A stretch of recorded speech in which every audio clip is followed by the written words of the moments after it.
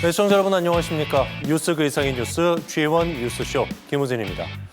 정부가 최근 올해 안에 2차 공공기관 이전 대상 기관과 지역을 확정하고 내년부터 이전을 시작하겠다고 밝혔습니다. 이전 검토 대상인 350개의 공공기관을 두고 지자체 간 치열한 경쟁이 불가피해 다가올 지방선거에서 뜨거운 이슈가 될 전망인데요. 강원도는 바이오와 국방 등 지역의 전략산업과 연계된 33개 공공기관을 선정하고 유치 전략을 세웠습니다. 철저한 이전 건의와 대응 논리를 마련해 정부와 정치권을 상대로 특별자치도의 제도적 강점을 부각하겠다는 계획인데요. 모쪼록 지역 산업과 시너지를 낼 수 있는 공공기관들이 강원도로 많이 이전해서 지역 경제가 활성화되기를 바랍니다. 자, 그럼 한 주간의 주요 뉴스 속 현안을 빠르고 쉽게 짚어보는 G1 뉴스쇼 지금 시작하겠습니다.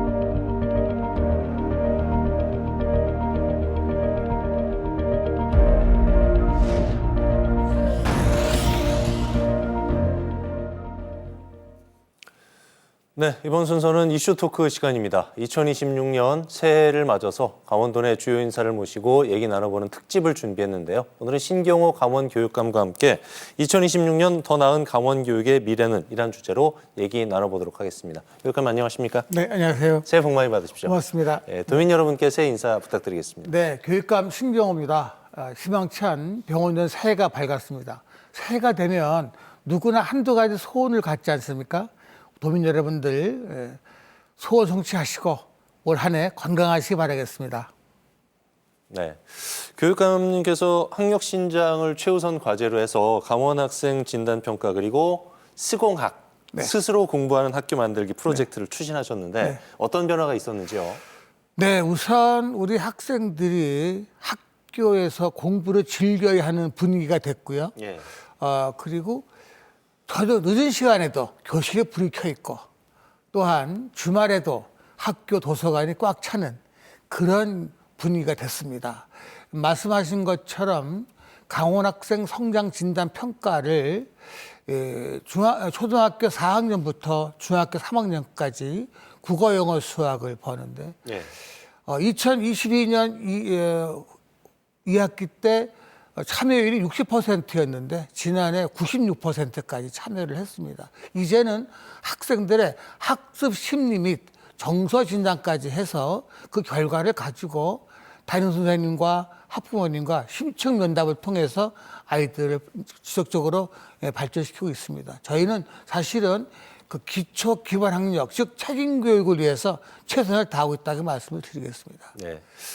그리고 사실 그 수공학 덕분에 우리 아이들이 학력이 점차 올라가고 있는 것을 볼 수 있는데요. 이번 그 수능 시험 결과를 한번 분석을 해봤습니다. 네. 강원도 내 117개 고등학교가 있는데요. 88개 학교, 지역교를 빼고 학교 학생들의 수능 성적을 집계해서 통계를 내보니까 올해가 수능이 어려웠다고 하는데도 불구하고 국어, 영어, 수학 전반적으로 많이 좋아졌다. 이렇게 말씀을 드릴 수 있습니다. 네. 교육감님 이거 강원도만의 문제는 아닙니다만은 학령 인구 감소 때문에 네. 학교가 이제 사라지거나 네. 좀 작아지는 모양새를 볼 수가 있는데 교육감님께서 작은 학교 지원 정책에도 힘을 많이 쏟으셨지 않습니까? 네, 네. 어떤 변화가 좀 있었습니까? 일단은 작은 학교에서는 학교에서 원하는 만큼 특별한 교육과정을 운영할 수 있도록 예산적인 지원도 많이 해드렸고요. 예. 또한 홍보도 많이 했습니다. 그래서 그리고 또 학군도 통합 학군으로 해서 시내에서 작은 학교가 나갈 수 있는 그런 학구도 조정을 했습니다. 예. 도내에서 지정된 11개 교육발전 특구 통해서 지역 맞춤 교육 정책도 추진이 됐는데 교육 여건 개선에 도움이 좀 됐는지요?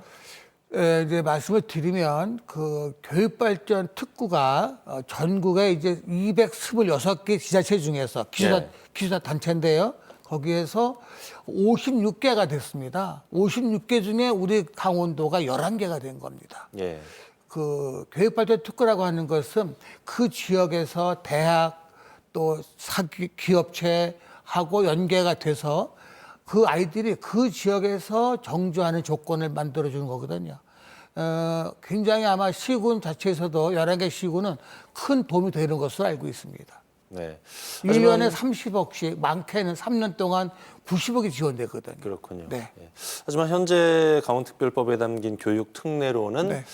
변화를 체감하기에는 조금 한계가 있어 보이긴 하는 것 같은데 강원 교육을 위해서 이것만큼은 좀 당장 필요하다 생각하시는 최우선 교육 특례가 있을까요? 네, 필요한 것이 뭐냐면 일단은 강원도에는 작은 학교가 많지 않습니까? 예. 그래서 소규모 학교의 공동 급식하고 소규모 학교의 공통 교육과정 운영 이거 필요합니다. 예. 그래서 이제 올해 3차 개정안에 들어가 있는데요.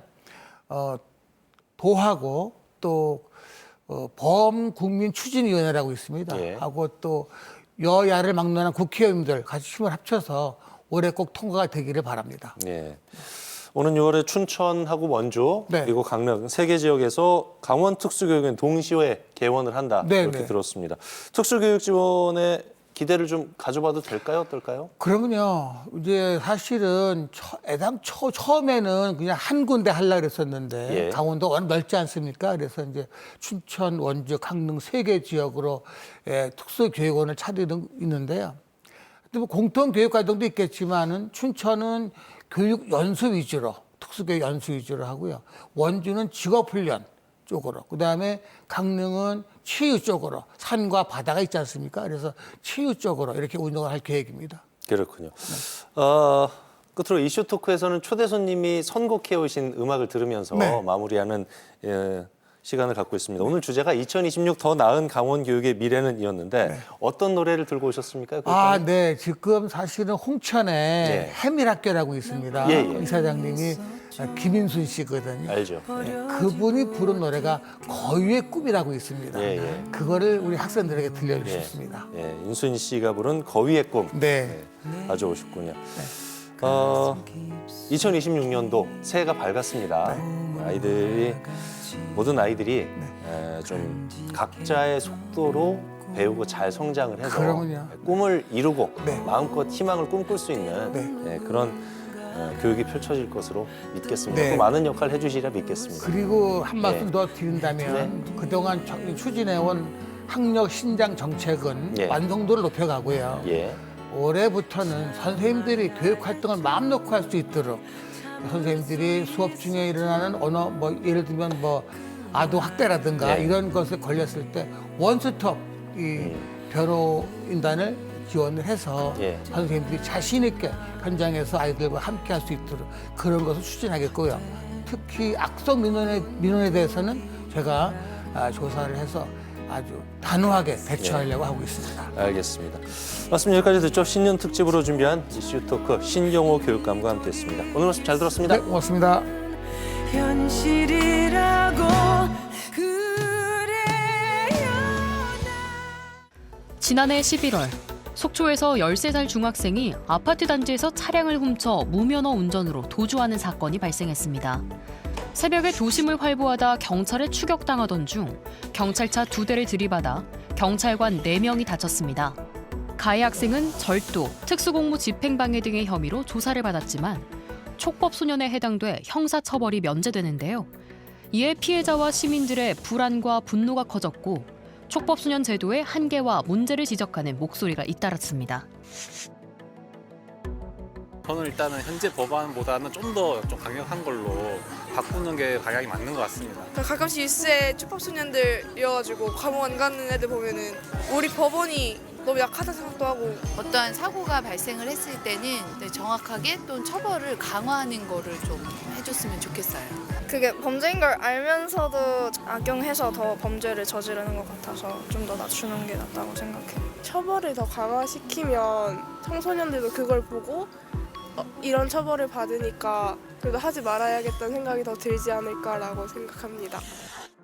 촉법소년은 현재 만 10세 이상 14세 미만으로 범죄를 저질러도 형사처벌 대신 보호처분을 받게 되는데요. 하지만 미성년자들이 저지르는 사고들이 단순한 일탈 수준을 넘어 제도를 악용하고 있어 처벌의 공백이 오히려 범죄를 반복하게 만든다는 지적이 나오고 있습니다. 실제로 법원에 따르면 촉법소년 사건 접수 건수는 2021년 12,500여 건, 2024년도에는 21,400여 건으로 3년 사이에 70% 이상 증가했는데요. 보호관찰 대상인 소년 재범률은 지난 2024년 12.6%, 성인 재범률의 약 3배 이상 수준입니다. 최근 늘어나는 촉법소년들의 범죄 행위 때문에 국민들이 국가로부터 제대로 보호받고 있지 못하다는 여론이 점점 높아지고 있습니다. 하지만 우리 형법은 14세 미만의 자는 형사 미성년자로서 처벌하고 있지 않으며 이는 1953년 형법이 처음 제정된 이후로 단 한 번도 변경되지 않았습니다. 따라서 이제는 형사 미성년자 연령을 몇 세로 할 것인지에 대한 논의가 진지하게 이루어져야 할 때가 아닌가 생각합니다. 반면 성인과 동등하게 처벌을 부과하는 것은 적절치 않다는 의견이 있는데요. 가정환경 개선이나 사회적 지원이 이뤄지지 않는다면 근본적인 해결책이 될 수 없다는 주장입니다. 낙인 효과로 재범 위험이 커질 수 있고 오히려 사회 복귀를 더 어렵게 만들 수 있다는 건데요. 저는 촉법소년의 연령이 하향된다고 해서 청소년 범죄가 감소할 것이라고 보지는 않습니다. 오히려 아직 성장 과정에 있는 청소년이 이른 시기에 형사처벌을 경험할 경우 스스로를 이미 범죄자로 인식하게 되거나 사회적 낙인을 경험하게 되면서 문제 행동이 강화될 가능성도 있습니다. 이런 자기 낙인, 사회적 낙인은 재범 위험을 오히려 높일 수 있다는 점 역시 고려돼야 한다고 봅니다. 촉법소년 관련 범죄가 사회적 문제로 심화되자 법조계뿐만 아니라 정치권에서도 촉법소년의 연령 하향에 대한 논의가 계속되고 있습니다. 지난해 12월 업무 보고 중 이재명 대통령은 촉법소년 연령 하향을 국무회의 안건으로 논의하도록 지시했습니다.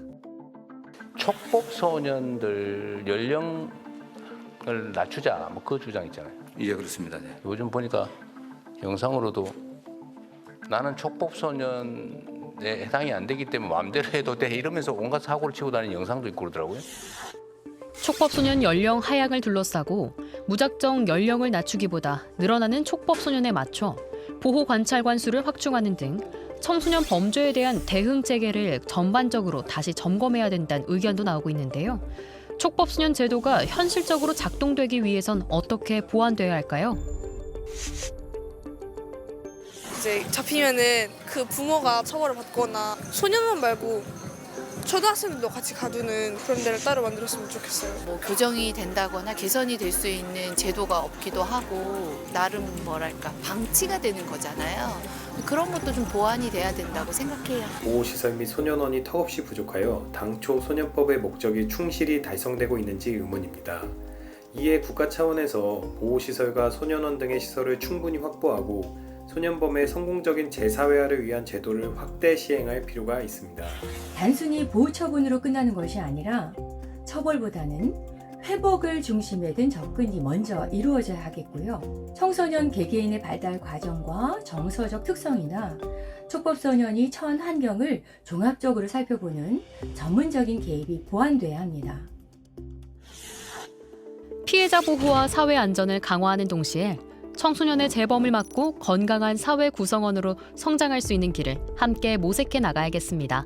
여러분의 생각은 어떠십니까?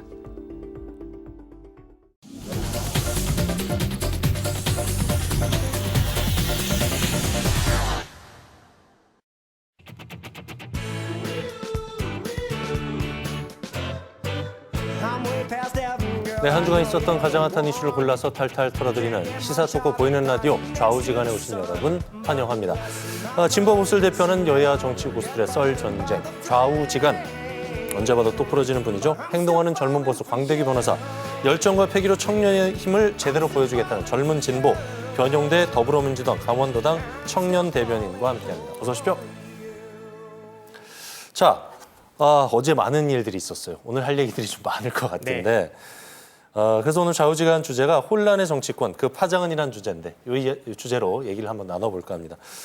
윤 전 대통령의 결심 공판에서 법정 최고형인 사형이 구형됐어요. 강 변호사님 어떻게 보셨어요? 뭐 특검의 태동 과정이나 수사 방향이 사형에 초점을 맞춘 그러한 정치적 기구였기 때문에 사형의 구형이 나올 거라고는 예상을 했습니다. 우리나라가 사형 집행을 안 한 지 30년이 된 것도 아마 특검이 사형을 구형하는 거에 대한 부담감이 덜 했을 거라 보여지고요. 다만 특검이 구형을 하면서 사형이라고 구형을 하면서 윤석열 대통령의 비상계엄 선포는 이 사건은 전두환 노태우 때보다 더 심한 사건이다라고 얘기를 했습니다. 근데 우리 근대 법학의 근간이 되었던 함무라비 법전에 의하면 결국 그게 눈에는 눈, 이에는 이거든요. 전두환 때는 정말로 많은 국민들이 사상자가 발생했죠. 사망자도 발생하고 부상자도 발생했습니다. 근데 12월 3일 비상계엄 선포로 인하여 한 3시간 정도는 국회 안에 여러 혼란이 있었다 하더라도 국민들 중에 아무도 사망하거나 부상하거나 한 사람이 없는데 이게 어떻게 전두환 노태우 때보다 심한 거냐라고 할 수 있는 거냐. 그러한 구형의 이유에는 의문이 좀 있습니다. 네. 변 대변인님. 저는 상당히 의미 있는 구형이라고 생각합니다. 우리나라 헌법에서는 사형을 규정하고 있습니다. 그러나 실질적으로는 집행이 되지 않아서 실질적 사형 폐지국으로 지금 분류가 되어 있긴 합니다. 그렇지만 형법이 정하는 최고형인 사형을 구형했다는 점에서 앞으로 지도자에게 이런 헌정 문란의 이 사태에 대해서 책임을 묻겠다라는 뜻으로 보이고요. 변호사님께서 전두환 때는 사상자도 있었고 그 기간도 길었다 이런 말씀을 해주셨는데 내란죄의 구성 요건의 사상자 수와 그 계엄의 지속 시간 이런 요건은 없다는 말씀을 드리고 우리나라가 전두환 대통령에 비해서 지금 훨씬 민주주의가 공고화되어 있습니다.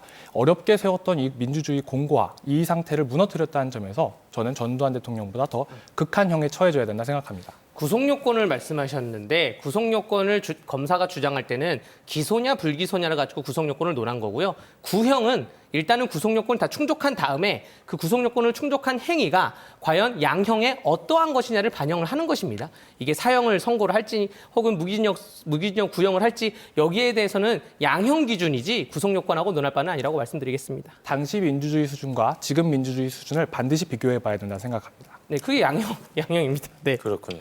윤 전 대통령에 대한 1심 선고가 다음 달 19일 내려지는데 법원이 어떤 결론을 내릴지 관심이 모아지고 있어요. 강 변호사님? 네, 이제 선고가 중요하죠. 네. 구형은 변화가 가능한 검찰의 주장일 뿐이고 선고가 이제 불변한 법원의 판단인 것인데 이 구형은 검찰이 본인들 주장대로 다 할 수 있지만 결국 선고를 할 때는 증거를 다 따져봐야 됩니다. 판결문에 증거를 다 설치를 해야 돼요. 지금 홍장원의 그 꼬부랑 메모 지시를 받았다는 그 메모, 꼬부랑 메모, 혹은 곽종근의 경찰 단계, 특검 단계, 법원 증언 단계 오면서 뒤죽박죽되는 그런 진술, 이런 걸로 과연 한 사람의 생명을, 목숨을 앗아갈 정도의 사형을 선고할 수 있겠느냐라고 의문이 들면서도 이 내란 우두머리죄 자체가 사형 아니면 무기징역 아니면 무기금고 이 3개 중에 하나를 내릴 수밖에 없거든요. 그렇기 때문에 실질적으로 어떠한 선고를 내리던 그 영향은 비슷하다. 근데 여기서 또 그 구형이나 선고에 대해서 청와대의 입장을 비판을 안 할 수가 없는 게 청와대에서 입장을 아예 안 냈으면 모르겠는데 입장을 내면서 사법부가 국민 눈높이에 맞는 판결을 해주기 바란다라고 입장을 냈어요. 이거 굉장히 반헌법적인 발언이라고 말씀을 드리고요.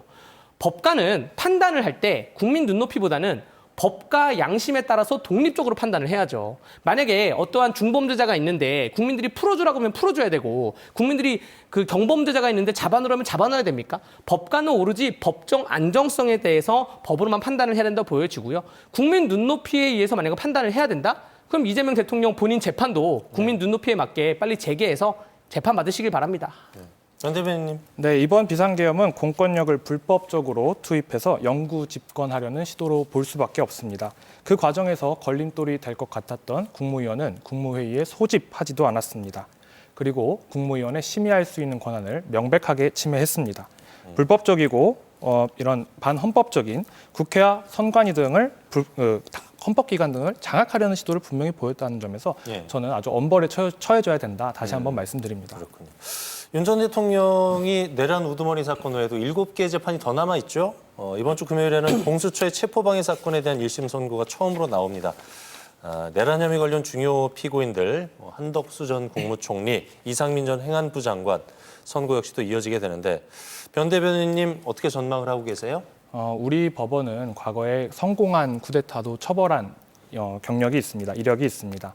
성공하지도 못한 쿠데타, 친위 쿠데타, 1, 2, 3 비상계엄을 주도하거나 최소한 개입, 그리고 묵인한 자에게도 무거운 형이 내려져야 된다고 생각합니다. 그래야 이렇게 헌정 질서를 문란하는 이러한 다시금, 이런 역사의 불행이 없어져야 된다고 생각을 하고요. 사법부가 이번 비상계엄 사건을 계기로 무너진 헌정 질서를 회복하는 계기로 삼기를 바랍니다. 네, 일단은 앵커님께서 체포 과정에서 있는 재판 결과를 어떻게 생각하냐 하니까 네. 뭐 계엄이니 뭐 내란 우르도머리니 이런 거 다 빼고 체포 과정만 딱 집어서 말씀을 드릴게요. 지금 우리 정부가 김대중, 노무현, 이명박, 박근혜, 문재인 이 5개의 정부가 오는 동안에 공통점이 뭔지 아십니까? 단 한 번도 청와대를 압수수색을 못 들어갔어요. 왜 못 들어갔냐? 그 당시에도 검찰이 영장을 받아가지고 법원으로부터 영장을 받았습니다. 영장을 받아서 영장을 집행하려고 청와대를 들어가려는 시도를 5개의 정부에서 한 50번 정도의 시도가 있었습니다. 단 한 번도 청와대를 들어가지 못했어요. 왜냐하면 형사소송법 제110조에는 제가 그대로 읽어드릴게요. 형사소송법 제110조에 군사상 비밀을 요하는 장소는 그 책임자의 승낙 없이는 압수 또는 수색할 수 없다라고 돼 있어요. 예. 청와대나 또 용산 대통령실은 군사상 비밀을 요하는 장소이기 때문에 이거는 뭐 김대중, 노무현 다 똑같습니다. 그때도 못 들어갔던 이유가 경호처장의 승낙이 있어야 들어올 수가 있는 거예요. 판사의 영장보다 법이 더 우선됩니다. 그렇기 때문에 이 법이 있기 때문에 그 영장 집행을 못하기 때문에 못 들어온다는 말씀을 드리는 것이고요. 이 법에 따라서 이제 판단을 내릴 건데 재판부가 이 법의 해석 조항을 근데 판사의 영장이 이 법이 있지만 특수한 사항에 대해서는 청와대를 압수수색할 수 있다. 가서 들어가서 아무나 체포할 수 있다. 이 형사소송법 110조에 군사사 기밀을 요하는 장소가 요건이 맞지 않다라고 하면 그러면 이재명 정부가 잘못해도 들어가서 체포해 올 수 있는 거예요. 근데 저는 이재명 정부가 아무리 잘못을 했다 하더라도 법은 법이기 때문에 이 법을 바꾸지 않는 이상은 이재명 청와대도 들어가서 체포를 할 수 없다라고 생각을 합니다. 거기에 따라서 법원의 판단이 법률가로서 좀 궁금할 따름입니다. 이재명 정부에선 그런 일이 발생하지 않을 것입니다. 그렇군요. 그걸 어떻게 장담하시죠? 본인 재판도 지금 안 받고 있는데. 예, 알겠습니다. 네. 윤 전 대통령이 사형병을 받고 몇 시간 뒤에 국민의힘이 당원 게시판 사태와 관련해서 한동훈 전 대표 제명 처분을 내렸어요. 네. 당원 자격을 이제 박탈하는 네. 이게 중징계잖아요. 네. 변호사님. 근데 한 전 대표는 윤리위의 제명 결정은 또 다른 계엄이라면서 이번 계엄도 반드시 막겠다 이렇게 밝혔어요. 네. 어떻게 보고 계세요, 강 변호사님? 이 주제만 가지고 제가 1시간을 얘기할 수가 있습니다. 짧게 줄여주세요. 짧게 말씀드릴게요. 예. 강선우가 공천 헌금을 받았냐 안 받았냐, 김병기가 갑질을 했냐 안 했냐, 장경태가 성추행을 했냐 안 했냐, 한동훈이 게시판에 글을 썼냐 안 썼냐, 이거 다 똑같은 문제거든요. 이 공통점이 뭐냐? 당의 윤리위원회를 넘어서서 형법상 불법행위예요. 그렇기 때문에 이 성추행 문제든 혹은 공천허금 받은 것도 다 불법행위이기 때문에 윤리위의 권한을 이미 넘었습니다. 그렇기 때문에 제명 조치를 할 수밖에 없다는 말씀을 드리고요. 한동훈 전 대표 같은 경우에는 당무감사위에서도 질문지를 보냈고 당 윤리위에서도 소명 안 하고 질문지를 보냈는데 한동훈 전 대표 뭐라 그러고 있습니까? 민주주의를 지키겠습니다. 그런 말만 하고 있고 정확한 소명조차를 하지 않고 있고요. 법정 대응을 하겠냐는 기자들의 질문에는 또 민주주의를 지키겠습니다. 비상계엄 이탄입니다. 이런 얘기만 하고 있어요. 법정 대응을 하면 본인의 이 과실이 드러나니까 그러한 대응을 못한다 보여지고요. 가장 나쁜 행동이 뭔지 아십니까? 본인이 당대표 시절에 이 문제가 터졌어요. 그래서 당에서 사고를 하는 그 변호사들한테 수사기관에 가가지고 우리 당 괜찮으니 수사 안 하셔도 돼요. 이런 행동을 했다는 거예요. 회사의 대표가 본인이 회사 자금을 횡령을 했어요. 피해자가 회사죠. 피해자가 지금 이 사건에서는 당 사무처입니다. 근데 회사 변호사를 보내가지고 우리 대표가 횡령한 거는 우리 회사는 아무 불만이 없으니 수사 안 해주셔도 됩니다. 이게 얼마나 큰 죄입니까? 이거는 제명을 넘어서가지고 형사처벌, 형사수사가 이어져야 된다고 생각을 합니다. 대변인님, 남의 집 얘기긴 한데 일단 우리 집 얘기도 좀 나왔어요. 김병기 의원 얘기도 나오고 어떻게 반박하시겠습니까? 일단 국민의힘은 자꾸 새벽에 특이한 결정을 좀 내리는 것 같고요. 아무튼 한동훈 전 대표에게는 계엄과 비슷한 충격일 것 같습니다. 대표 임기 중에 쫓겨나서 어렵게 정치 생활을 이어가고 있는데요. 한동훈 대표를 보면 좀 짠하다는 생각도 들기도 합니다. 그러나 당시 계엄을 혼자 막은 것처럼 또 이야기하더라고요. 오늘 보니까. 근데 당시 본인이 당대표였던 국민의힘은 그때 본회의장에 18명 남짓 있었습니다. 그래서 혼자 다 했다는 그런 말씀도 좀 그만하셨으면 좋겠고요. 무쪼록 선례를 살펴보면은 국민의힘에서 배신자 프레임은 곧 정치적 사망과도 같았습니다. 아무래도 국민의힘에서 정치적 재기를 도모하기는 어려울 것 같고 그나마도 다른 정치 세력과 연대하기에도 좀 어려워 보이고 그리고 독자적인 신당을 창당할 정도의 조직도 어렵지 않을까 싶습니다. 그래서 좀 아무쪼록 한동훈 대표의 무운을 바랍니다. 네, 일단은 새벽에 국민의힘이 결과 발표를 했다는 것에 대해서 반론을 좀 드리자면 저도 국민참여재판 같은 것을 할 때 아침 9시에 재판이 시작하는데 새벽 1시, 2시에 끝난 경우도 있어요. 그리고 저도 많은 징벌위, 또 윤리위, 징계위원회 공공기관에 들어갑니다. 우리가 한 건을 가지고 한 7, 8시간을 토론을 합니다. 그래서 결정이 나오는 건데 이것도 이 윤리위도 한 6시간 이상을 토론을 했다는 거 아니에요. 그래서 토론하자마자 바로 발표를 했기 때문에 시간은 전혀 중요하지 않다. 정무적으로 봤을 때도 전혀 중요하지 않다는 말씀 드리겠습니다. 국민의힘 원로들이 오세훈 시장 만나서 한동훈 전 대표 징계할 경우에는 좀 흔들리지 않겠느냐 우려를 표했는데 국민의힘 소정파 의원들이 한 전 대표 징계 결정과 관련해서 당 지도부하고 최고위원회 재고를 촉구를 했어요. 일단 이번 제명 결정으로 글쎄요, 내용이 좀 커질 것 같다는 생각이 지배적인데 강 변호사님 어떻게 보세요? 저는 내용이 전혀 없을 거라는 결론부터 말씀을 드리고 싶습니다. 전혀 없어요? 네, 전혀 없습니다. 이 내용이라는 거는 어떠한 두 관계가 대등하거나 둘 다 잘하거나 둘 다 못했을 때 평가할 때 내용이고요. 한동훈, 제가 말씀드렸다시피 한동훈 전 대표 불법행위 저질렀잖아요. 장동혁 전 대표랑 자꾸 싸움을 붙이는데 장동혁 전 대표 아무것도 안 했어요. 근데 무슨 내용이냐는 전 생각이 들고요. 당의 원로 계신 분들은 지금 야 그래도 우리 식구니까 봐주자 이거인 거고 당의 청년 정치인들은 우리 식구건 남의 식구건 잘못된 거는 잘못했다고 해야 되지 않냐라는 그러한 사고인데 이거는 우리 시청자 여러분들이 과연 누구의 말이 맞냐 판단을 해주실 것 같고요. 한동훈 대표 쫓아내면 당의 내용이 발생한다. 황교안 대표도 당대표하고 나갔습니다. 아무런 내용이 없었어요. 그냥 잘 굴러가고 있다는 말씀을 드리고 싶고요. 마지막으로 많은 이제 한동훈계 분들이 장동혁 대표가 결정해라. 윤리 결정 다시 뒤집어라 라고 말씀하시는데 윤리위는 판사예요. 당무감사위가 검사 역할이고 판사가 결정한 거를 대통령이 뒤집습니까?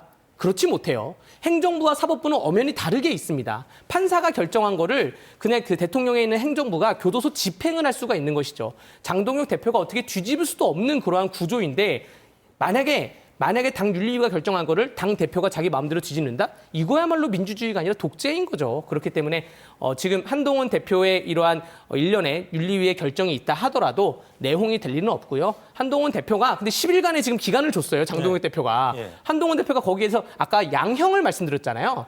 양형을 판단하려면 우리 가족이 잘못한 게 맞다. 내가 잘못한 게 맞다. 그 이유는 이렇다. 다시는 안 그러겠다. 근데 지금 한동훈 대표는 익명 게시판에 글 쓴 게 무슨 죄입니까? 익명 게시판 글 쓴 거 죄 안 돼요. 1,600건을 쓰니까 죄가 되는 거죠. 그런 말씀을 좀 드리겠습니다. 네. 대변인님 어떤 의견 주시겠습니까? 황교안 대표가 나가고 내용이 없다고 말씀하셨는데 지금 국민의힘 황교안 대표 전 대표 때문에 내용 있지 않습니까? 한동훈 대표가 나가도 저는 분명히 내용이 생길 거라는 말씀 이낙연 먼저 대표 드리고요. 나갔을 때 지금 내용이 있습니까? 비슷한 거예요. 말씀드릴게요. 네. 서울 선거는 다른 선거보다는 부동층과 중도층의 영향을 많이 받는 선거입니다. 그래서 스윙보터의 중요성을 누구보다 잘 아는 오세훈 시장이 그런 언급을 했다고 생각하고요. 오세훈 시장 이외에도 나경원 등의 다른 후보가 거론되고 있는데 오세훈 서울시장이 지금 한동훈 전 대표를 감싸면서 당에서 경선을 좀 이길 수 있을까라는 생각이 듭니다. 후보 선출도 지역마다 다르게 가져간다는 유동적인 룰을 운영하겠다라고 지금 국민의힘이 발표하고 있는데요. 그 룰을 정하는 분이 지금 나경원 의원이시거든요. 그러니까 본인이 지금 선수로 뛰겠다라고 지금 사람들이 예측을 하고 있는데 본인이 룰을 정하고 있는 위치에 있어요. 이렇게 되면은 유리한 경선을 본인이 설계했다라고 의심받을 수밖에 없고 그 경선 이후에 내용이 분화될 수밖에 없다라는 생각을 합니다. 일단 오세훈 말씀하시니까 잠깐 천원을 하자면 광역단체장들은 제발 중앙정치에 관여를 안 했으면 좋겠습니다. 지금 김진태 강원도지사 중앙정치와 선을 긋고 강원도에만 최선을 다하고 있잖아요. 예전에 홍준표 전 대구시장이 있으면서도 SNS에 중앙정치 글을 계속 썼어요. 그러니까 오세훈 서울시장도 우리가 강원도 방송이지만 만약 이 방송을 보고 계시다면 중앙정치와는 선을 긋고 서울시정 정책에만 정책 발전에만 구상을 하시길 바랍니다. 국민의힘이 당명을 교체하기로 결정한 것도 좀 짚어봐야 될 부분인 것 같아요. 이게 2020년도 9월에 바뀌었으니까 이제 한 5년 반? 뭐 이 정도만인 것 같은데 국민의힘 당명 교체 카드 두 분 어떤 평가를 내리고 있는지 궁금한데 먼저 이 부분은 변 대변인님 한번 들어볼까요? 나쁜 사람이 개명하면 착한 사람이 됩니까? 위기 때마다 당명 바꿔서 위기가 극복이 되었나요? 중요한 건 당명이 아니라 그 구성원입니다. 국민의힘의 퇴색한 당 이미지는 그 당 이름이 아니라 그 당 구성원이 만든 것이에요, 사실은. 결국 당명을 바꾸는 것이 본질이 아니라는 것은 국민은 이미 다 알고 있습니다. 국민에게 감동을 주고 쇄신하는 길은 앞으로 나올 사법부의 판단을 겸허히 받아들이는 것이라고 생각합니다. 부정선거, 사이비 종교, 계엄 옹호론자들을 당당하게 절연할 수 있는 용기를 보여주는 것. 그것이 제1야당이 먼저 해야 할 일이라고 저는 생각합니다.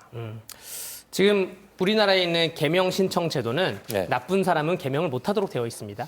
정가자는 아예 개명 신청하면 그 이유가 소명이 안 되면 그 개명을 못하도록 되어 있다는 말씀을 드리고요. 저는 이제 그 10년도 그 한나라당에서부터 새누리당 올 때 2010년도에 한나라당에서 새누리당 올 때는 제가 반대했고요. 새누리당에서 자유한국당에서 미래통합당, 미래통합당에서 국민의힘 제가 다 반대했어요. 근데 얼마 전에 그 당에서 여론조사 전화가 와서 당명 교체에 찬성하냐 했을 때는 찬성을 눌렀습니다.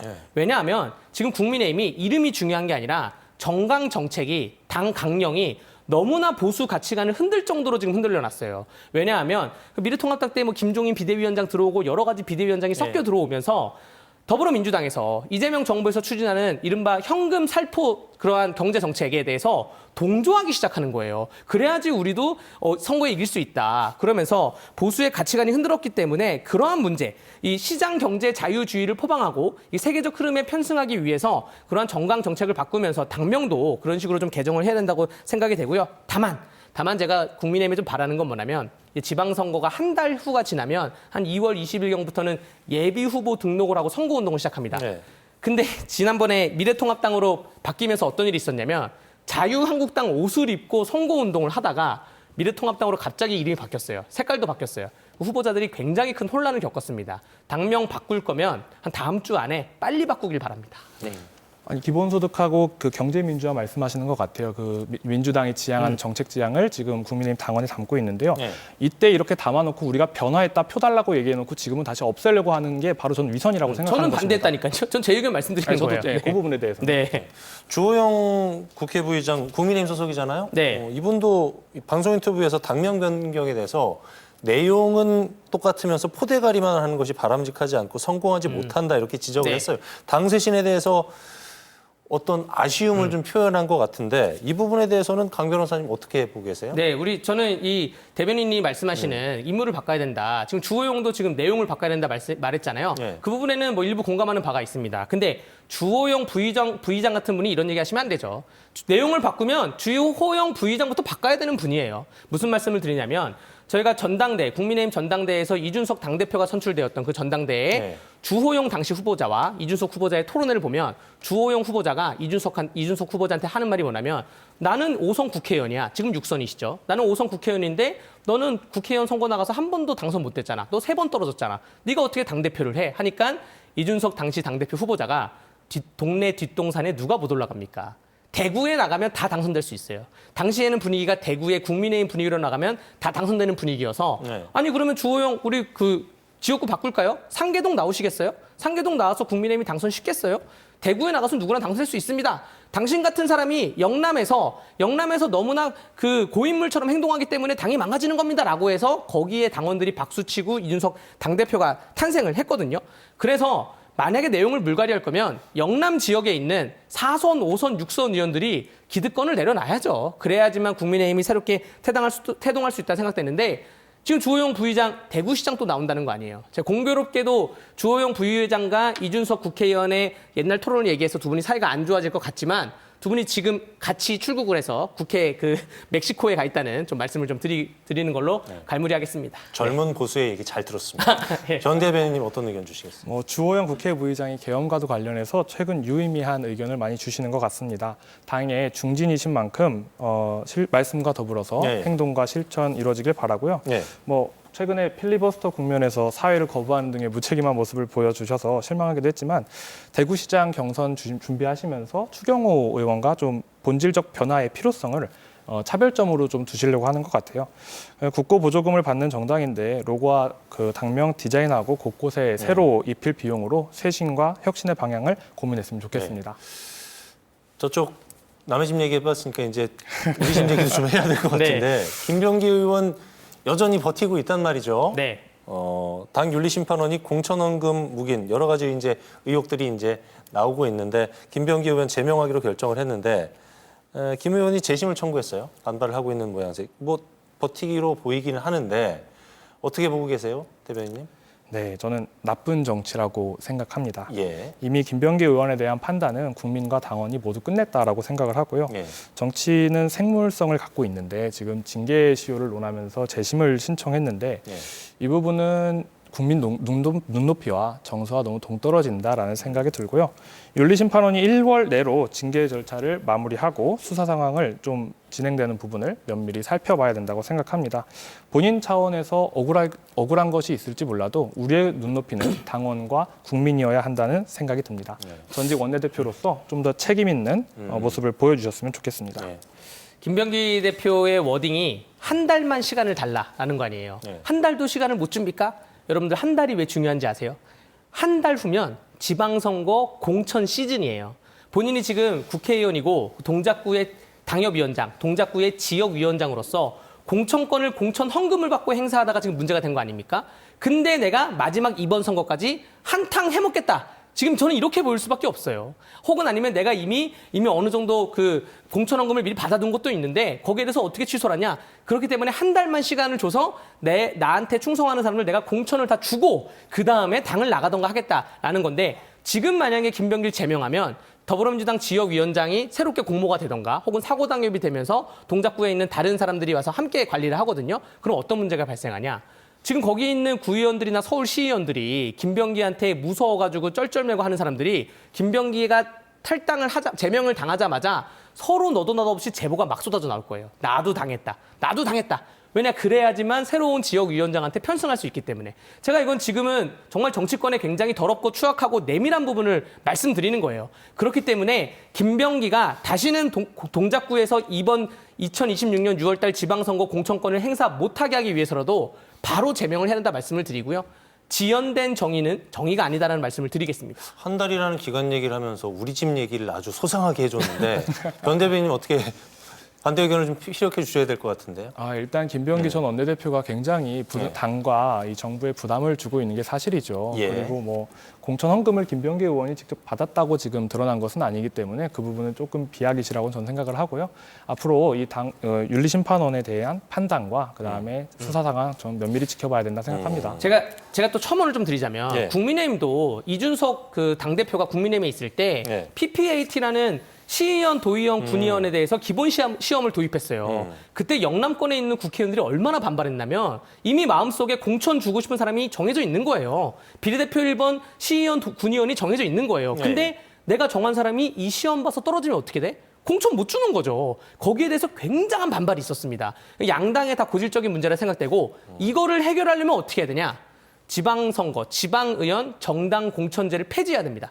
2006년 이전으로 돌아가서 시의원, 도의원들을 왜 정당에서 공천을 줍니까? 그러니까 국회가 싸우는 건 그렇다 치는데 시의회도 싸우고 도의회도 싸우고 시장 시의회가 싸우고 지금 너무나 국민들이 피로감을 느끼잖아요. 정당 공천제를 폐지해서 다시 과거로 돌아가서 정말 지역 풀뿌리 민주주의로 돌아가야 된다고 생각합니다. 어쨌든 이제 민주당이든 국민의힘이든 최근에 불거지고 있는 여러 가지들이 결부가 되는 건 지방선거와 네. 연결이 되기 때문이 아닐까 싶고요. 2026년 어떻게 보면 최고의 화두가 아닐까 싶은데 선거를 이제 코앞에 두고 있는데 대전하고 충남, 광주하고 전남 광역자치단체 통합 논의가 불붙고 있어요. 물론 강원도는 광역시는 없죠. 광역시가 없어서 초광역 통합이 불가능하지만 네. 광역 행정 통합이 현실화되면은 강원도 비롯해서 전국 시군 통합이나 특별지자체 논의도 불이 붙지 않을까 뭐 이런 생각도 해보게 되는데 변 대변인님 어떤 의견 주시겠어요? 네, 일단 충청권과 호남권 초광역 통합에 예. 전국적인 관심이 쏠리면서 우리 강원특별자치도 3차 개정에 대한 관심도가 좀 밀리고 있는 것 같습니다. 네. 다만 현 정부는 수도권 과밀화를 해결하기 위해서 전국을 5개 초광역 단위로 분산하고 특별자치도에도 각 지역별로 핵심 산업을 개발한다는 5극 3특 정책을 갖고 있습니다. 네. 강원특별자치도의 고도화를 이뤄내기 위해서 이번 선거를 기회 삼아서 강원특별자치도 3차 개정을 이뤄냈으면 좋겠다는 생각이 들고요. 무엇보다 이 법안은 송기헌 의원과 국민의힘의 한기호 의원이 공동 발의한 만큼 강원도의 정치력이 한 군데 모여서 반드시 이번 기회에 통과되었으면 좋겠다라는 생각이 듭니다. 네, 지금 뭐 다른 시군 통합 얘기하시는데 특별자치법 얘기하셔서 저는 다른 시군 통합 논의만 딱 말씀을 드리자면 대통령이 되고 나서는 뭔가 상징적인 역사적인 뭔가 일을 하고 싶나 봐요. 그게 사실 그 대통령의 시대 정신에 드러나는데 뭐 노태우 대통령의 범죄와의 전쟁이나 김영삼의 뭐 하나의 해체, 뭐 혹은 금융실명제 뭐 등등 해가지고 쭉쭉쭉 뭐 노무현 대통령의 혹은 정보 공개와 뭐 쭉쭉쭉 있죠. 근데 저는 이거를 왜 지금 하는지 모르겠어요. 그리고 왜 이렇게 빠르게 진행하는지 전혀 모르겠습니다. 지금 세종시로 국회가 이전하고 세종시로 대통령실이 이전하는 거는 2000년대부터 2004년까지의 많은 법이 올라와서 제가 2006년, 7년까지 토론을 거쳐가지고 결정된 문제거든요. 근데 왜 이렇게 행정통합을 강력하게 드라이브를 거는지, 여기에 어떠한 시대 정신이 있는지, 이재명 정부를 뭘 하고 싶은지 아무런 이해가 안 되고요. 이걸로 인해서 강원도에 미칠 영향은 두 가지입니다. 하나는 지금 대전하고 충남이 통합하고 광주하고 뭐 전북이 통합하게 되면 거기로 예산 쏠림 현상이 납니다. 전 국가의 예산은 한정돼 있는데 지역에 배분하는 예산이 한정돼 있는데 다른 지역으로 예산이 쏠림이 가면서 강원도 예산이 좀 미비해질 거라는 우려가 하나가 있고요.